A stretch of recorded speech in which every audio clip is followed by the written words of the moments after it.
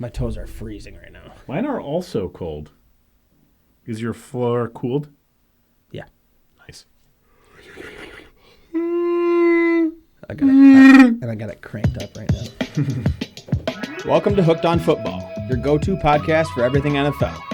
Whether you're a lifelong fan or just getting into the game, we're here to break down the action on and off the field. Each week, we'll dive into the latest news from around the league, including game recaps, picks and predictions, analysis, and insights. From injury reports to power rankings and everything in between, we'll keep you connected to all things NFL. In order to keep up with us, please like, share, subscribe, and follow, because once you're hooked on football, there's no looking back. Not so super wild card weekend in the books. Moving on to the divisional round. A lot of bad games. Yeah. One good game, I guess depending on who you're a fan of, but one competitive game. Yeah, at least that's a better way competitive to put throughout. Moving on to the divisional, like I said. Got some news bits here, not too many. New England and Mike Vrabel, in the worst kept secret in the NFL, have reached agreement on a multi-year deal for Vrabel to become the next head coach. Yeah, saw it coming. Yeah. Good hire. I liked him in Tennessee. Yeah, I think he's a good coach. He'll should be better than Mayo. Yeah. So, Yep, he said today that he's excited to work with Drake May. So they moved really quick on hiring him. yeah. I don't know. I guess I don't understand all the rules as far as, because I know a lot of teams can't interview head coaching candidates yet. Or I've seen stuff about that, but then how do they? Yeah, I don't know how that works. Is it? Because then I said something about how, I forget who it was, missed their chance at Ben Johnson and Aaron Glenn because Cowboys? Yeah, Cowboys, because they held on to McCarthy too long, and then they missed their chance at him during the bye week. So is it they can interview whoever as long as they're not actively coaching? And the only reason they were available was because they're on a bye. I guess I don't know how that works. Yeah, because I've seen news about multiple guys interviewing. Yeah. But I guess in other head coaching news, like I just kind of hinted at, Dallas moved on from Mike McCarthy. I guess kind of saw it coming, but also didn't because Jerry kept saying they were and why'd they wait so long? moving forward, and then that too. Like you said, missed opportunities to interview certain guys. Yeah. Obviously, even if they didn't miss opportunities, they're behind the ball now. Yeah. So, and doesn't seem like they have it's not like they have a concrete plan going forward. Sounds like they've been in contact with Deion Sanders, but obviously there's been lots of rumors about him being interested and not being interested in coming to the NFL. So Right. So I feel like the only way he would be is with Shedeur, and he's probably not going to be around for Dallas's pick unless they somehow move way up. But I saw somebody with a trade proposal for Dak Prescott for the first overall pick, and I was like, nobody would do that. Yeah, I don't think at this point anyone's doing that. A couple of years ago, sure thing. I think someone would have given up a couple of years ago. I mean, with that contract though, and coming off an injury and poor season, at least for the part that he played, and I don't see anyone doing that unless they included. I mean, they could include CD. That'll get it up to their first round pick, but the proposal I saw didn't have that, which doesn't make much sense to me. But we'll see. Deion Sanders does seem like the kind of guy that could actually work in Dallas because he's obviously familiar with Jerry Jones, and I feel like he's gonna he'll stand up to Jerry Jones. Yeah. And no, he's not. If you want me here, we're doing it this way. And so I would be excited to see that. What they need. Well, what they need is for Jerry Jones to take his hands off the wheel there. That would work also. Yeah. And then one other coaching bit, Cleveland hired Tom Rees as offensive coordinator. Former Notre Dame quarterback. I don't know. Cool. He was already in the Browns organization as an assistant coach, so that's a promotion for him. Moved up. I don't know much about his coaching history, but I don't either. Honestly, don't know the name. Yeah, he was a very mid quarterback for Notre Dame, and since then I don't know what he's been doing. So yeah, I don't pay enough attention to college to know anybody who's mid. I barely know all the good ones. I have a feeling this will be one of those names where next year you're gonna they're going to fire him. We're going to be like, oh, I didn't even know that he was their offensive coordinator. Yeah, we'll forget by then. Yeah. And then some other player-related news. The Texans have released Deontay Johnson, who apparently just can't hold on to his job anywhere. Like, which is weird because it doesn't make. He was good in Carolina, and then how is he so bad now that he's on a playoff team and they don't want the depth there? Because it's with not 2 of their top 3 receivers. They can't sign anybody else. I mean, right. I guess that opens up a spot from someone on the practice squad. Is he not practice squad? I don't know how that works. He was active. He had a catch in the game. You have to release before you can put them on the practice squad. Correct? You can't just. I'm not sure. Or why did? Because there was some not sneaky moves, but like weird moves that Green Bay had to do to get someone onto their practice squad. So I wonder if I don't know.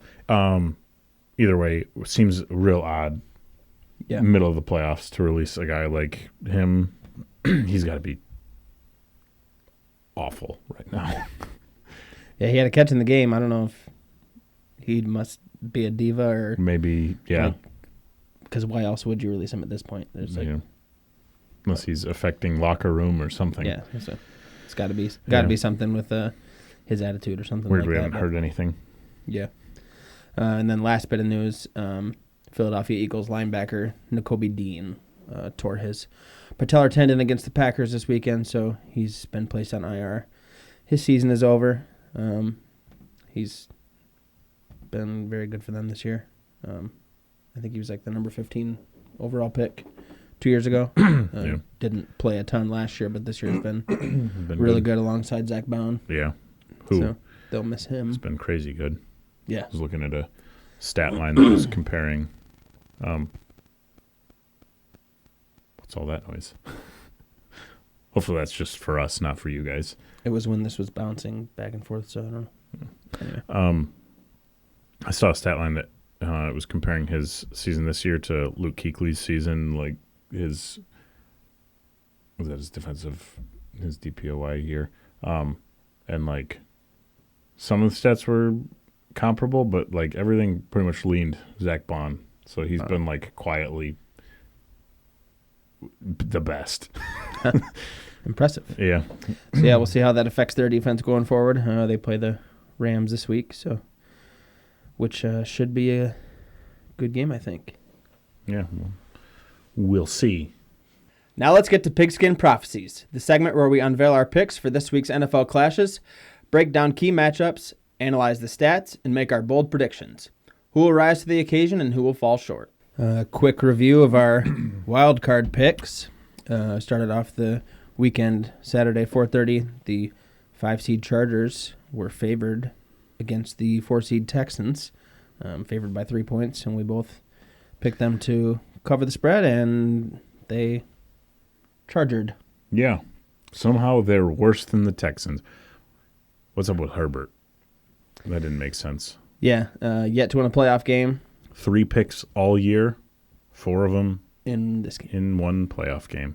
Yeah, not great. Not great. No. Bad time to turn into a pumpkin. Mm-hmm. Yeah, that was a career high for him. So, terrible timing. Mm-hmm. Quarterbacks are 3-33 in the playoffs when throwing 4 or more interceptions. So, obviously tough to win that way. Stroud and the Texans, I thought, looked a lot better than I expected them to. A lot better than they finished out the season. Their defense looked really good, which hopefully that continues against Kansas City. Hopefully. But Stroud wins a playoff game for second straight season. Becomes only the 6th quarterback in history to win a playoff game in both of his first 2 seasons, joining Mark Sanchez, Ben Roethlisberger, Joe Flacco, Russell Wilson, and Brock Purdy. Mark Sanchez. Not like... How did he get on there? Not outstanding company, but... I mean, Roethlisberger won a... Roethlisberger's like... I think 2 Super Bowls? Flacco was elite. Flacco... I mean, after that Super Bowl that Flacco won, he was the GOAT. 3 of those quarterbacks played for the Broncos, and all of them sucked. For the Broncos. Yeah, Sanchez came in with Rex Ryan and went to the AFC Championship his first season. Oh, yeah. And then after the second season, kind of fell off. But did Sanchez go to the Broncos? Yeah. Okay, I didn't remember that. Yep. All those guys went to Denver at the end of their career right as they were falling off a cliff. Yeah, Flacco, Wilson, Sanchez, in case you guys didn't know. Yeah, like I said, it was probably the Texans' best defensive performance of the year. Yeah. At least from the games I watched. I feel like probably best performance of the year. They've been so lame all year. 4 interceptions, 4 sacks, 9 quarterback hits, 11 passes defensed. Pretty good. Pretty good. And then Mixon and Collins both eclipsed 100 yards, and Stroud was good enough. He had 2 turnovers, only 1 touchdown, but played decent. Stroud's definitely going to have to play better for them to have a chance against Kansas City, and they're going to need their defense, like you said, to play how they did. Play the same way they did. So hopefully that's the case, but not hold my breath. No. Kansas City's a heavy favorite, so which we'll get into in a little bit. Moving on to the Saturday evening game. Yeah, we had the 6-seed Steelers at the 3-seed Ravens. Baltimore was favored by 10. I had picked Pittsburgh to cover, but Baltimore to win. You had picked Baltimore to cover, and they did, 28-14. Honestly, I don't remember the game being that close. No. Yeah. It wasn't.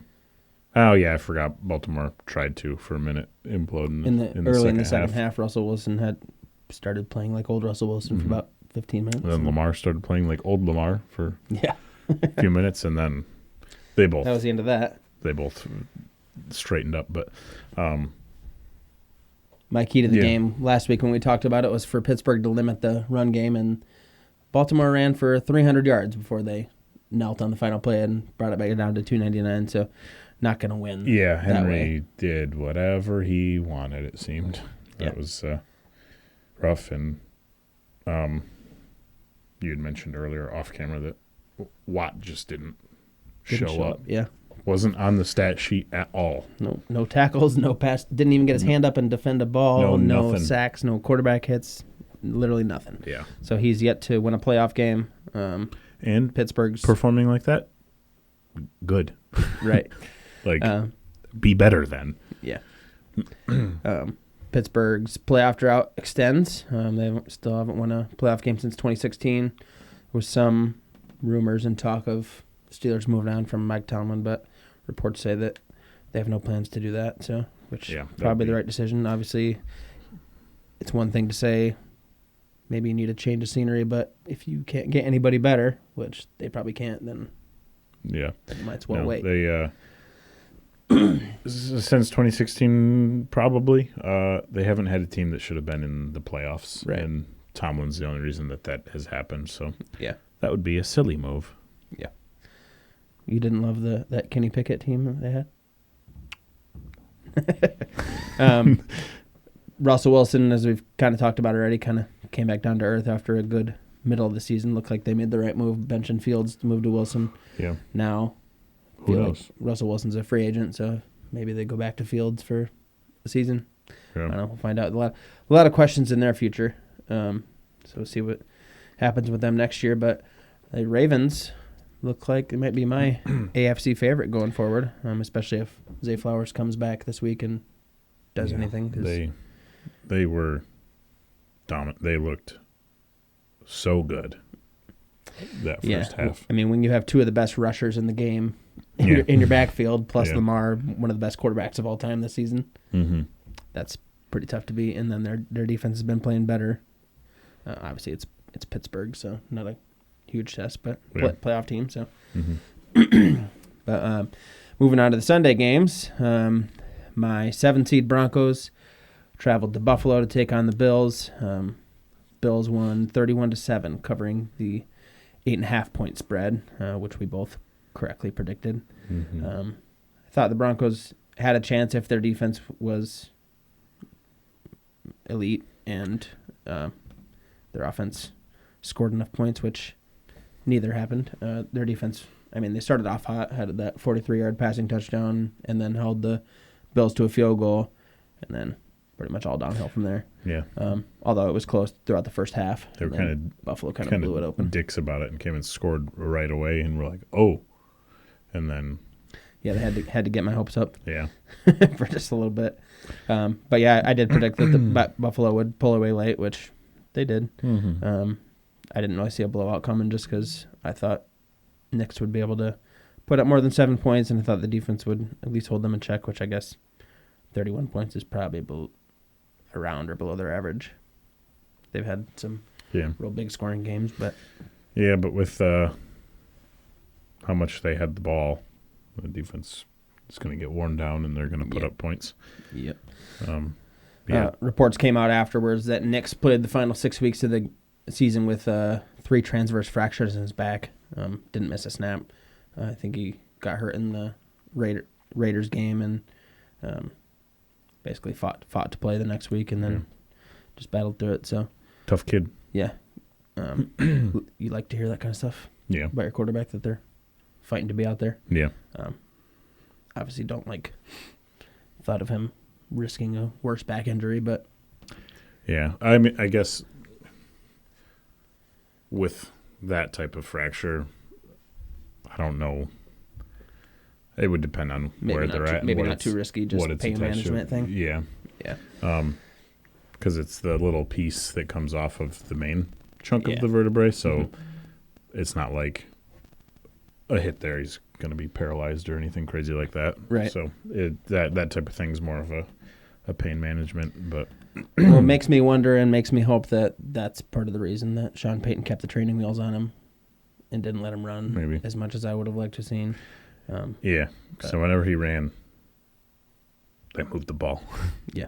But Denver's going to need to add weapons this offseason to be true contenders, but I like where they're at. They had a ton of dead cap space this season between Russell Wilson and some other players. I think they're in a good position as long as they keep drafting well and make the right signings, which obviously that's the same for everybody. But their draft class from last year looks pretty good so far. Yeah. So they can keep that going. They're in a similar spot as the Packers. Yeah, both young. This offseason, both young and need a couple pieces, but moving in the right direction. Which I guess takes us to that next game. The 7-seed Packers at the 2-seed Eagles. Eagles favored by 4.5. We both correctly predicted them to cover. Both thought it was... I think we both did. At least I thought it was too small of a spread. Oh.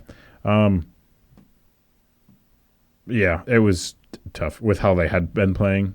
Too small of a spread. With how they can play, like how they did for the first 14 weeks. Felt appropriate. Was hoping they were going to revert back to that, but it only took maybe 2 seconds into the game for me to realize, So about the worst start you could have. Really end up watching much of it for a touchdown. I spent a lot of time in the kitchen during that game, cooking us food and making drinks because didn't want to watch it. Yeah, from a Packers fan perspective, it wasn't very enjoyable game to watch. Yeah. Although Packers defense showed up. Yeah, defense held played Saquon real well. in check for the most part. I mean, towards the end, he could have broke off that long touchdown and decided to kneel instead. But is more of like a situational thing. At that point, you're just everyone's selling out for the tackle for a loss, trying to get the ball back. So didn't have the coverage on the back end. Yeah. But yeah, no, defense did well keeping them in it, but lost their next top couple receivers, and then not that it would have. I mean, it could have changed the outcome because at that point they're only down 9 with enough time left. But that Malik Heath catch on the side where he was out of bounds, a good veteran or just a good receiver in general knows where they're at, and those feet are coming down inbounds. So that kind of sucked there.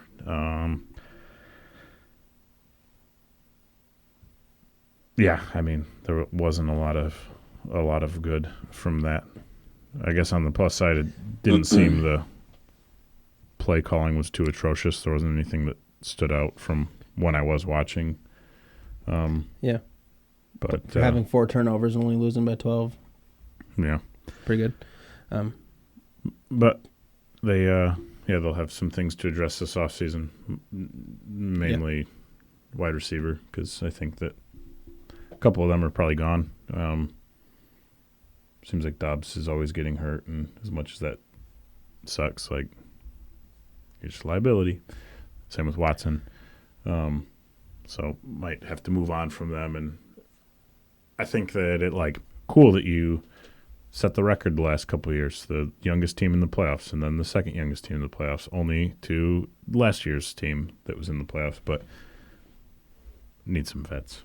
Yeah. Need some dudes that know what they're doing and how to perform well in those situations if you want to go too much further.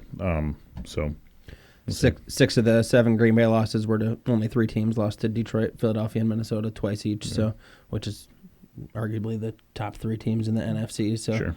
Obviously, not terrible. And then the loss to Chicago. Well, not terrible, but also you got to beat the top teams if you want to be a true contender. But I mean, I guess it shows they're kind of right there, and no one was really expecting a huge run from them this year. At least none of the Packers beat writer people. It was a lot of the talk was next season, just because obviously one off season wasn't enough to address everything they needed to last year, and receiving room obviously something they didn't, and that still needed to be addressed. So we'll see if they're all right, and 25 is the year that they'll kind of have their shit together. But as far as Philly goes, their passing offensive is going to have to be better to make a deep run. Yeah, and also A.J. Brown, don't fucking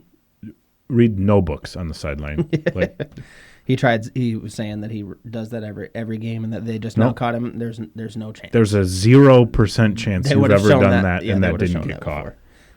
Yeah, I mean, he showed the book and his notes or whatever that he had scratched in it. I hate those attention grabs. Yeah, I mean, obviously it was not just a prop. It looked like it was something that he reads. But the fact that he brought it to the sideline and one catch for 10 yards, obviously I understand that you want the ball more, but your team's winning. So I would not be surprised if Philadelphia moves on from him this offseason. I would. I mean, as an NFC hopeful contender next season, I hope they don't. Yeah. Because I want that drama there. Yeah. But if I'm a Philly fan, I want him gone. Yeah. That's not great. No, that's annoying. He's been just causing issues. I don't care how good he is. And just so you know, I'm not just saying that. I want Jair gone. So, I don't care how good Jair. You probably wouldn't want A.J. Brown in Green Bay. No, I don't. Don't come to Green Bay. Devontae. So you said you need to upgrade the wide receiver room. So if you don't want A.J. Brown, then you're telling the truth. Yeah, no. I do not want Brown.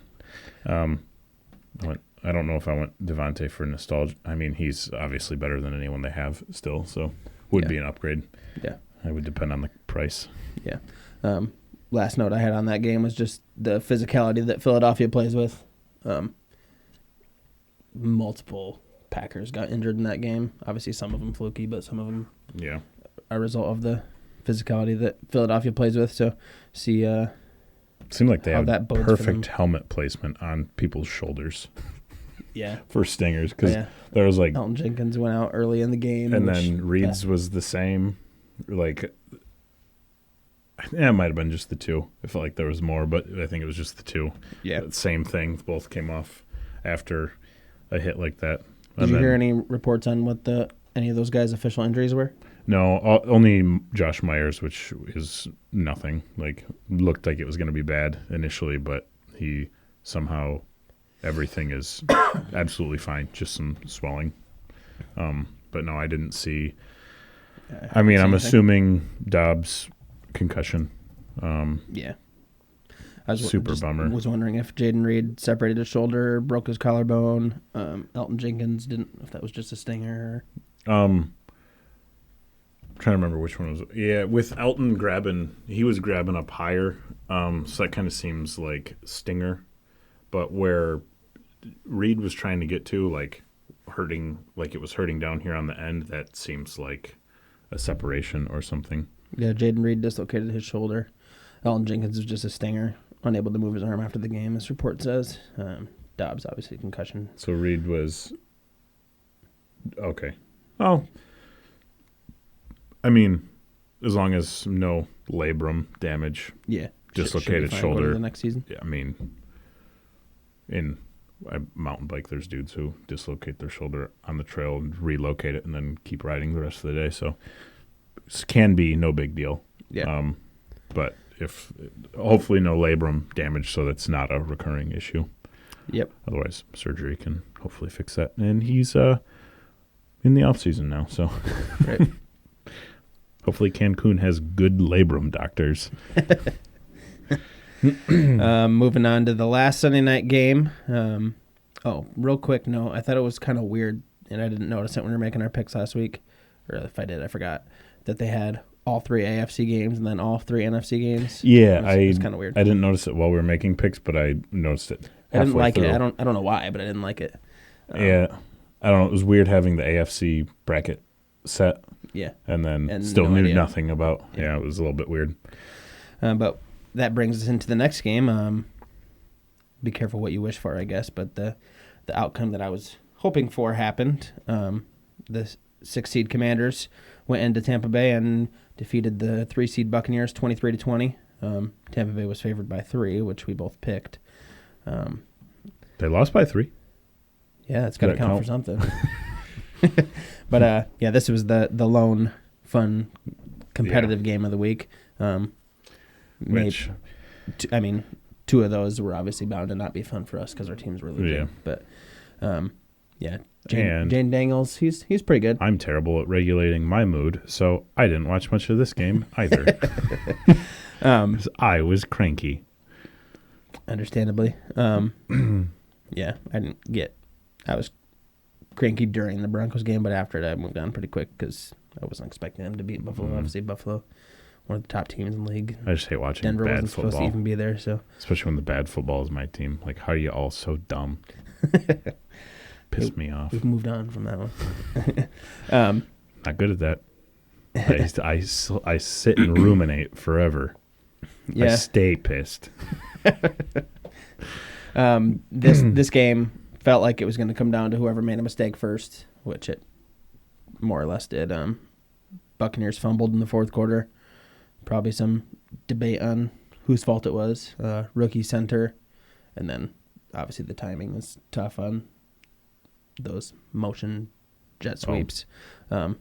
Fumble credited to Baker because he was the last one to possess the ball, and he obviously took accountability for it, being the leader of the team. But we might never know. But I'd be curious to know whose fault that actually was. But that fumble led to a Washington touchdown, which gave them the lead. Tampa Bay did come back and tie it, but Daniels, don't let him have the ball last. No, one of those clutch players. Yeah. Fun fact about him, stat I saw. He now has more games with no punts and no turnovers, with 3, than Tom Brady, Joe Montana, Peyton Manning, and Patrick Mahomes, who all only had done that twice in their entire career. Dang. So that's crazy. Crazy. Weird. And that's such on a crazy team with, very mid-running game. Yeah. So yeah. Other than him, so crazy and rare of a thing. It feels like fluky and like really it means nothing, but also like apparently that's only happened 52 times in the league since I think it said like 1950. Dang. Was it 52 or 42? Either way, like how has that happened so seldom? Yeah, that's wild.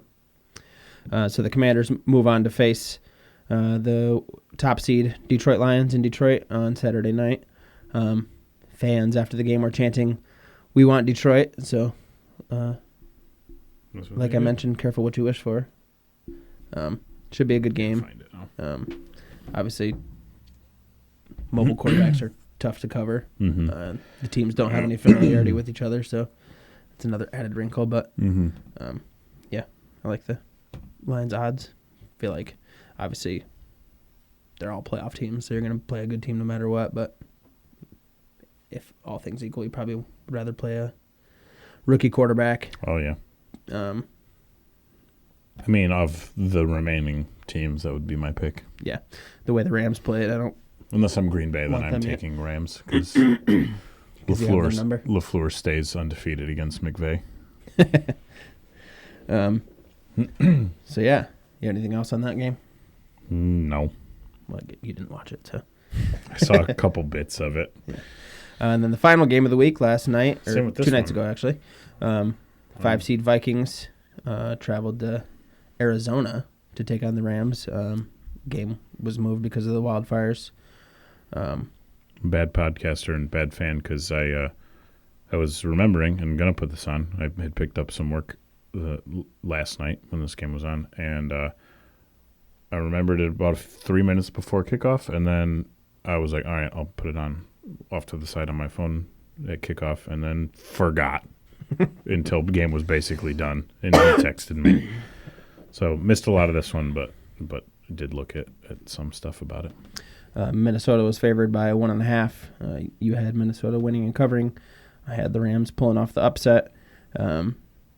Their defense had a day.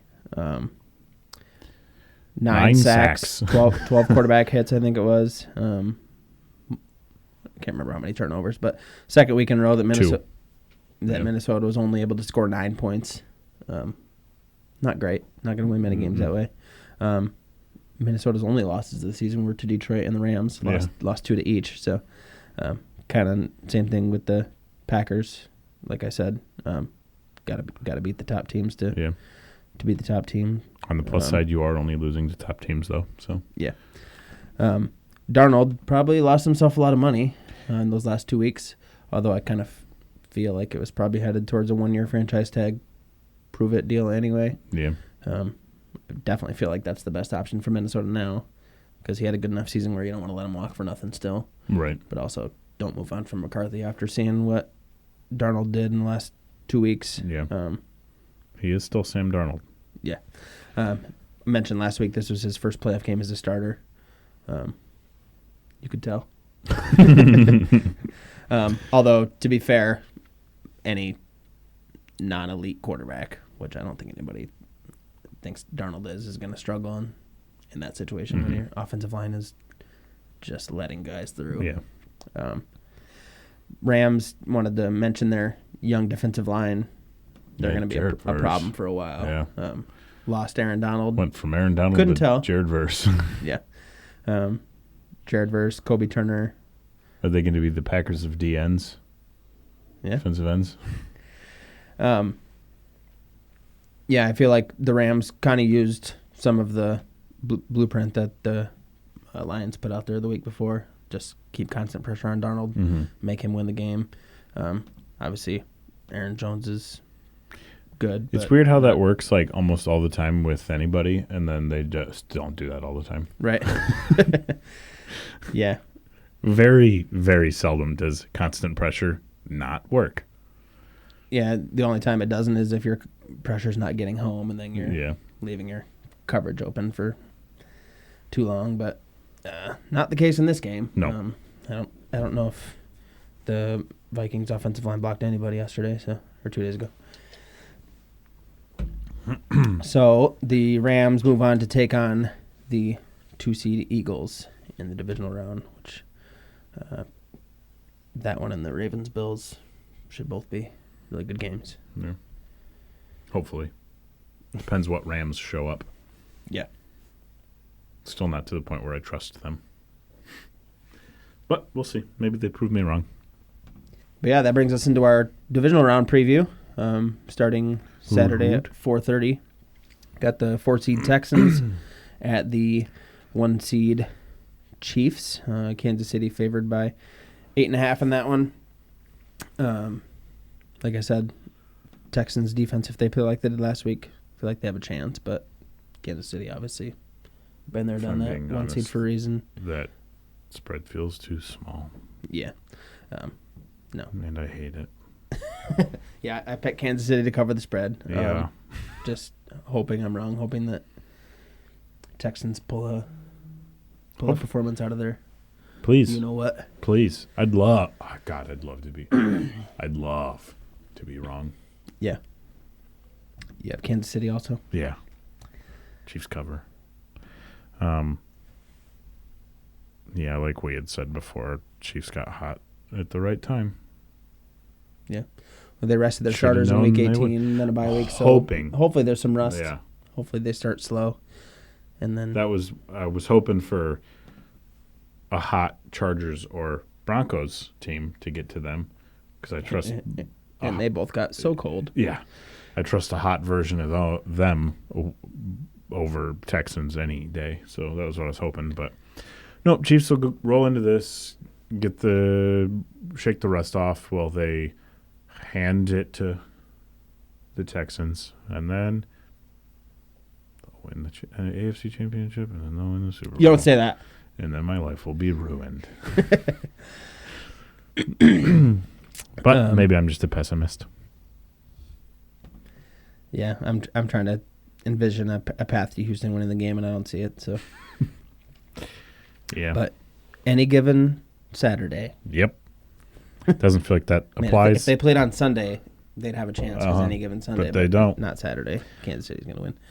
I feel like any given Sunday doesn't always super apply to playoff time. Yeah. Which brings us into the Saturday night game. The 6-seed Commanders traveled to Detroit to take on the 1-seed Lions. Detroit favored in the biggest spread of the week by 9.5. Also doesn't feel big enough. Really? I have Washington losing but covering. Maybe I'm anti-jinxing or maybe being the pessimist now, but I see like 52-13. Really? Yeah. The one way I could see that happening, Washington's rushing defense is terrible. Lions are getting Montgomery back.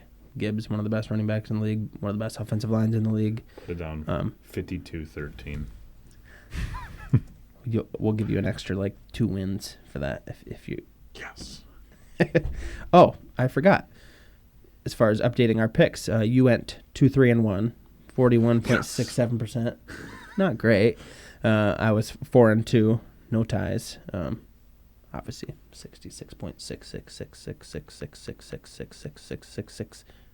Beelzebub. 667. So yeah. Anyway, back to the divisional preview. Yeah, I hope you're right. 52-13 sounds very enjoyable to me. I am. I've never been. I've never been more certain about anything in my life. Okay. Well, I did put a little.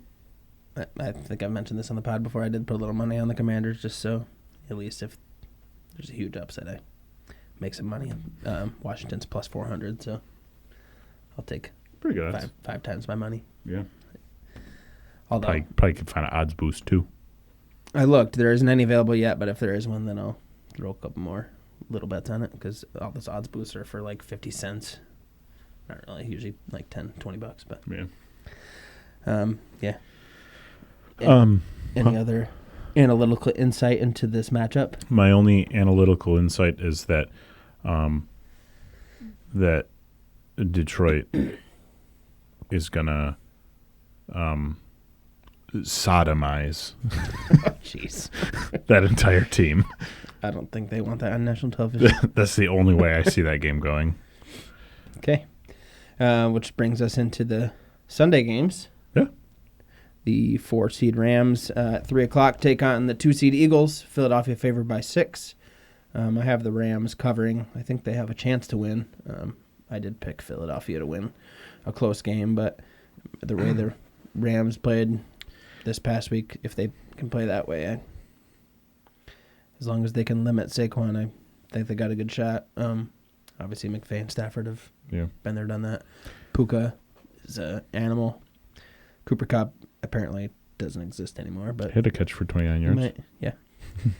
Might show up in this one. Yeah. Although those corners for the Rams are pretty dang exciting, eh? Pretty dang exciting. Yeah, I after seeing how Philly performed against Green Bay, which, yes, Green Bay's defense was one of the best in the league this year. I don't really trust the Rams, but I I could definitely see them winning this because how the Rams defense played this last week. If that front stays that stout, if they keep sneaking Aaron Donald and Von Miller and Leonard Floyd out there and other players' jerseys there, yeah, they'll be golden. Yeah. I think that last week makes me think they can keep Saquon in check, and if they do that, I think they'll be fine, and I can see them winning this. I'm curious to see with the different style quarterback how much they change their attack, because obviously Darnold, you're not worried about him escaping the pocket at all, so you can bring blitzes and you don't have to worry too much about contain. Hurts if he gets outside could be dangerous, but his the passing part of his game has been not great this season, so we'll see. Yeah. No, if they keep Saquon in check, they'll be. I think they'll be good. Because I don't. Easier said than done. I don't see them fumbling the opening kickoff. And I mean, Stafford is liable to throw some picks, but probably not 3. Yeah. I think that his receivers are a little bit better, so he's not gonna have to be just lobbing up some prayer balls, hoping for the best. Yeah. So, got the Rams winning outright. Yeah, I think the Rams will win. There you go. I also started off terribly, so I got to catch up. Setting up Stafford in Detroit again. For a trip to the Super Bowl. I don't know if I like that. It'd be a fun NFC Championship. Yeah, well, it'd either be fun or the worst day of my life. Yeah. I have anxiety thinking about that. Yeah, no, I'm thinking about Stafford about to get his second. You don't say that. Yeah, I guess I don't have anything else on that. Last game of the week, 6:30 on Sunday. This is the one I'm excited for. The game of the week, probably the 3-seed Ravens at the 2-seed Bills for a trip to the AFC Championship to take on the Chiefs. Baltimore favored by 1, so more or less a pick 'em. Mm-hmm. But did see that this is the first time in the Bills' history where they're not favored at home in a playoff game. Some crazy, maybe some extra motivation for them. Yeah. I do have Baltimore winning and covering. Although I agree with the line that it's more or less a pick 'em game. I just like Derrick Henry better than James Cook, and I like Baltimore's defense a little better than the Bills. So James Cook has been real sneaky good this year. Yeah. Most touchdowns per carry. We discovered that last week. Yeah. But I also have Baltimore. I don't trust Buffalo's defense yet, and that can get out of hand with an offense like Baltimore's real quick. So I got Baltimore covering that. Agreed. It was Baltimore, Kansas City. Yep. Set up Baltimore, Kansas City. That's what we had last year. Rams. Yeah. Last year we had Baltimore, Kansas City, Lions, Niners. Same division. So three of the same Final Four. Same divisions in the Final Four. Just not the Niners because they suck. Now it's time to dive into the Hooked Hierarchy, the part of the pod where we unveil our top 10 NFL squads, ranking teams based on performances, stats, and maybe a little bias. Who's rising to the top and who's slipping down the ranks. Get ready for some heated debates and some surprising picks as we break down the best of the best. Only doing 8 teams now. The 8 teams that are left. Tell me, Brett, why is that? Because I don't like the other teams anymore. Okay. These are the only teams I like anymore. No, you like the Chiefs? No. You did just say that kind of in a way. It was jokes. Obviously, Divisional Round, there's only 8 teams left, so we just ranked them because no one else matters. I'll start off with my 8. Got the Houston Texans. Still don't trust them. Also don't matter. They also don't matter. I don't even want them on there, but I had to put them on there. Yep. I also have the Texans at 8. Good on them for making the Divisional Round 2 years in a row, but it ends this week. They're definitely not the 8th best team in the league. I think most of the teams that were eliminated this week would beat them. And they definitely weren't fourth best team in the AFC, but no. But hey, good for you. Yeah. You fleeced us. And then at number 7, I have the Commanders. I feel like those bottom two are pretty clear. Yeah. If you disagree, you're wrong. If you say anything other than what I've said, you're wrong. Yep. You're a stupid idiot. You're a stupid asshole. No offense, but you're a stupid asshole. Yeah, Commanders at 7. Impressed by their run. Yeah. New owners, new head coach, new GM, new quarterback. Impressive to do what they've playoff win done in the first season. Yeah. It's impressive. Their future is quite bright. Yeah. They're right there. McLaurin's still young, so in that Denver Green Bay boat where yeah, they're moving in the right direction. Everyone's young. Barring anything real stupid or drastic drop-offs, they're only going to get better. They're in the same position that the Texans were in at the end of last season, so they could take a step back next year that you don't see coming. That's true. But obviously Texans still won their division and made the playoffs, so had them at 7. I, too, have the Commanders at 7. Yeah, good on them taking down Tampa. Didn't see that coming. Yeah, I mean, we kind of said most especially of it. with Mike Evans having, I didn't mention this before, actually had a game versus Marshawn Lattimore. Lattimore's kind of strapped him up until this game, which Lattimore coming back from injury might have something to do with it, but got to give it to Evans for performing. Yeah. And then at my number 6, I got the Rams.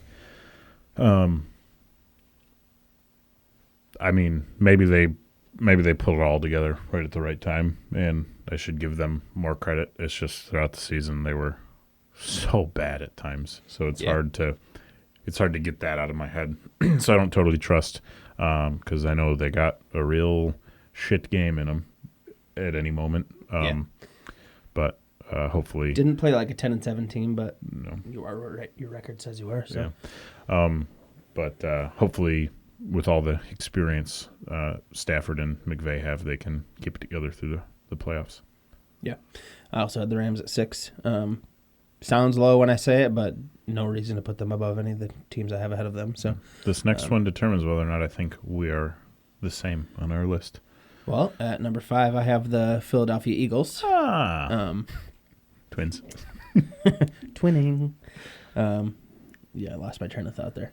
I just don't think Hurts has been playing as good as Lamar or Allen. And then, obviously, Chiefs and Lions are the 1 seeds. And A.J. Brown's too busy trying to convince us all that he can read. Had the Eagles at 5. So, obviously, one of those teams will move into the top 4 next week because they play each other. Yeah, I, too, had them at 5. Obviously, they beat the Packers, but they should have beat them by a lot more than they did, because somehow that game was a game until the end. They got another field goal at the end to make it a double-digit win, but I don't know. Any good team that would have been out of reach in the first quarter. So, I just because of how good they have been, I have them at 5. But I don't feel too good about them going forward in this postseason. And then at number 4, I've got the Bills. I think they have the offense to hang in there with any of these teams, but I don't think they have the defense. So that's why I've got them back there. Yep. I also had the Bills at 4. Same exact reasons. Obviously, Josh Allen, one of the best players in the world. Cook, very underrated. Mm-hmm. Their wide receiving core is fine. Their defense, fine. But I feel like I already said, Ravens just a little bit more in the area of weapons and defense. So had the Ravens at 3. So one of those will drop out next week as they play each other. Takes us to your number 3. I also have the Ravens at 3. Couldn't move them up much higher than that, but after that game, especially first half, and then how they finished, they very well could be the best team in the league right now. Sure played like it. Yeah, so hopefully they can keep that together, at least for the AFC Championship. Because that's what it's going to take. And then at number 2, I've got the Lions. Yeah, this one was tough because of potential. I wanted to move them up, but who knows where Montgomery actually is. And defense, I don't see coming back down with Anzalone, but there's obviously a huge jump there. So can they actually keep that with just adding him back? We'll find out. Yeah. Because I don't think they got anyone back other than Montgomery. No. Over there by Arnold was questionable because he got hurt last game, and was a full participant in practice today. So that's good news. Yeah, I mean, Amik Robertson been playing better as the season's gone on, so it's kind of another improvement, but not really getting any players back, so at least not until the Super Bowl, and even that's questionable. There's a couple guys, I forget who the other one is besides Hutch, but I also had the Lions at 2. I kind of like their path to the Super Bowl. Rams and Eagles scare me a bit, but if Lions defense plays like it did against Minnesota, obviously their offense is good enough to beat anybody. Yeah. Hopefully they don't trip up on their way. And then hopefully Goff doesn't golf. Yep. And then had the Chiefs at number 1. Yeah. Don't need or want to say anything about that. No. So. It's just hard to bet against them. Yep. And on that note, I never want to do this podcast again. Unhooked off football. Yeah, we're unhooked. I'm hooked off of it. So yeah, we'll see after the divisional round. Don't sound so excited. It's hard for me to get excited about football anymore right now. I want this season to be done. You just need a second team like I have. Yeah. I'm just gonna. So you can be disappointed twice. Yeah. So I could just be a super bandwagon and decide I like the Chiefs all of a sudden and then just be happy all the fucking time. Well, yeah, but if you do that... But there's nothing I've wanted to do less in my life. Plus, if you do that, they'll start to suck. We won't record together anymore because we won't be friends. And... They'll start to suck. Yeah. Go Chiefs. What is their act? Something Kingdom, Chiefs Kingdom? Oh, I don't know. Yeah. Dumb. No one cares. Nope. See you next week.